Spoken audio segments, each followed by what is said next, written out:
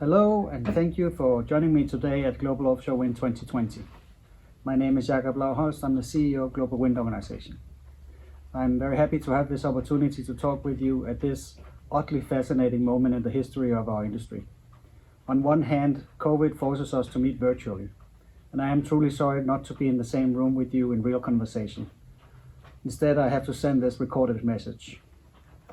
On the other hand, our industry is busy as ever, and 2020 has seen announcement of huge political ambitions for offshore wind in the UK and around in the world. This is not just the pandemic that seems to have led us all into a place where we are somehow more ready for change. And it's not just because the moral imperative for climate change towards greening our energy sector is stronger than ever. I think the change and the political ambitions is fundamentally because offshore wind and offshore wind power has manifested itself at price points that has dramatically shifted our competitive position relative to other energy sources. So to cut a long story short, global energy production is moving away from fossil fuels. To me, it's a welcome and unstoppable movement towards a greener, more sustainable future. From GWO's perspective, this means that the energy transition is now encouraging thousands of highly skilled people working worldwide in industries like coal, oil and gas to consider a new future in renewables. And for the wind industry, this is an attractive workforce and a great opportunity to build our future together. The success of sectors like mining, oil and gas are built on the skills of good people, just like in wind. Skills in engineering, technicians, electricians and mechanics, just like in wind.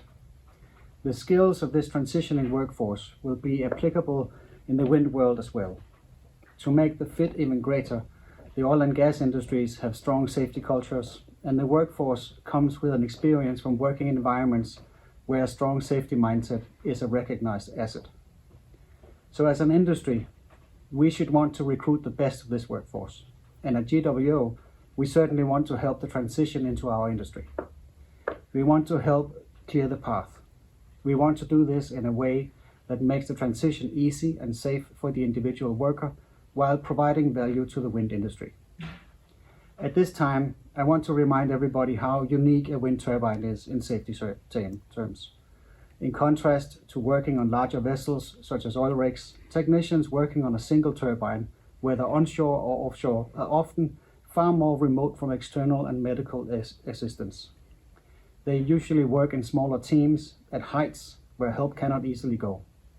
So the emergency response tends to be more self-supported, and this is what shapes the needs for wind industry workforce safety training. For these and more reasons, if you're transitioning into wind, for instance from oil and gas, the safety training you will need is very different from what you have previously done. The core curriculum of basic safety training consists of 4 modules working at height, manual handling, fire awareness and first aid. And for workers going offshore, the sea survival module will also be a requirement for most employers. So these are uniquely designed standards that address some of the top hazards and risks faced by workers in the wind industry. A key aspect to all GWO training modules is how lifelike they should be. Certified GWO training providers will create a realistic scenario that helps you acquire those life-saving skills in a wind turbine environment. We say train as you fight. In most GWO modules, you will meet a combination of a preparation for safe work and rehearsing elements that you will hopefully never need during normal work. So for instance, in our Working at Heights module, you will learn the basic techniques for safe ladder climbing, inspection of your climbing gear and so forth, but also basic techniques needed for rescuing an injured colleague down a ladder.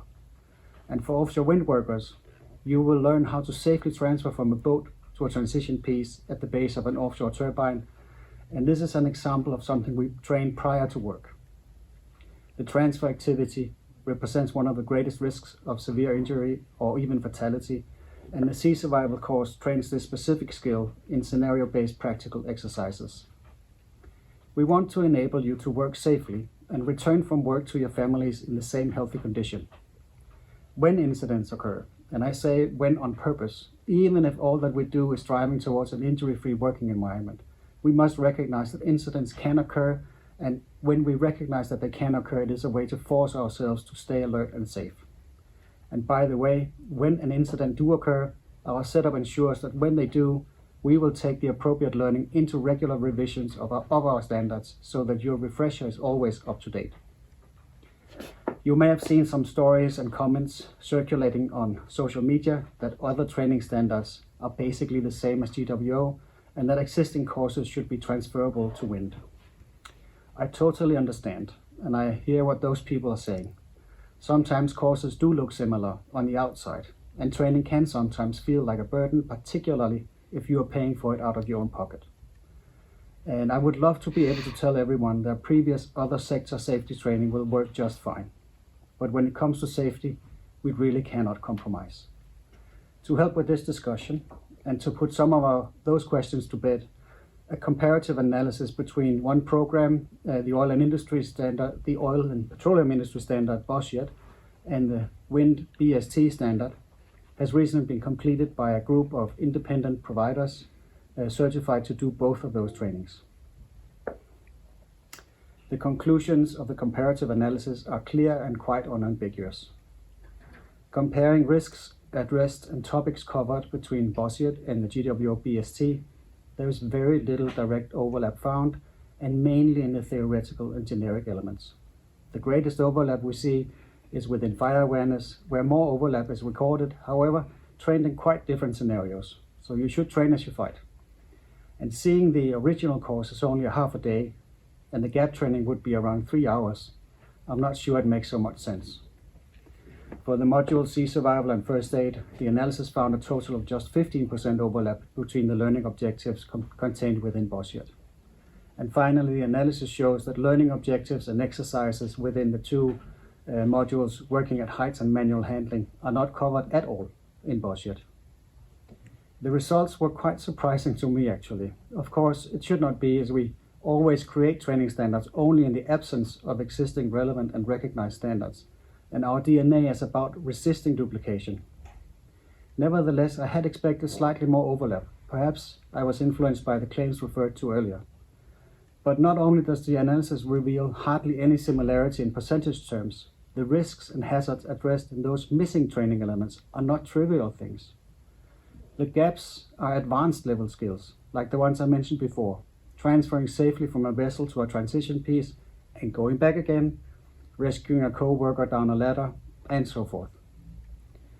In any case, at our recent member strategy session, our members confirmed unanimously that GWO basic safety training remains the minimum expectation, and rightly so. It is the enabler for ensuring workforces in wind are safe. So when you have completed a GWO training, you receive a training record. It provides that reassurance that you have the acquired safety skills made to measure. The training is designed for one purpose: working safely on a turbine. Not only is it a bespoke training, it is also portable. So with a GWO record of training, you can move from one site to another site, from one employer to another employer, without needing to retrain to the next employer's specific basic safety requirements. All you need to give is your GWO winter ID, and if it checks out right in the database, you should be ready to go. There may be more specialized skills you need to have depending on your role, but this is the basic package. When the time comes to refresh your basic safety skills after 2 years, a market of over 370 training providers around the world will deliver the same quality of training locally to you. Over 40 of these training centers are based in local communities in the UK and throughout the UK. I would like to finish up with some points about what we are doing next and what we want to see in the UK to help people get the right training and transition into this industry. So in our own area, GWO has operated a system for several years in which employers and certified training providers are able to merit existing training if it shows full or partial equivalence with our standards. This system is completely open source, and we encourage all organizations to look at it as a potential way against which to merit pre-existing training against our courses. Meanwhile, we must build closer ties with the transitioning workforce as well.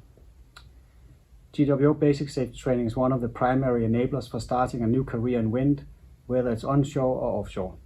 So one partnership we will begin next month is with the Aberdeen-based Offshore Safety Professionals Register, who are helping us to reach out to people directly so that they can learn more about what is the GWO standards, how will that enable them to make the switch to renewables.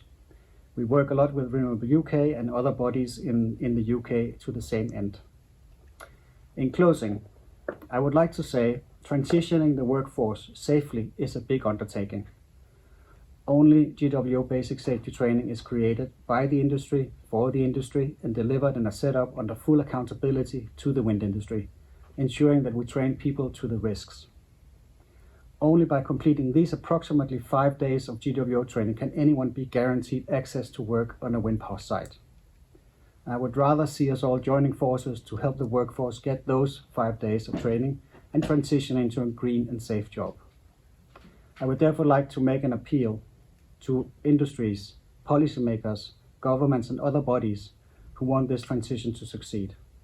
We at GWO are fully committed to supporting the transfer of jobs from sunset industries into wind energy, but we need all parties to help and pull in the same direction. I have made a commitment to GWO and to Renewable UK that we will support in any way we can to build programs with appropriate funding to support workers in making that switch. We need all good hands to deliver the green transition. And with that, thank you.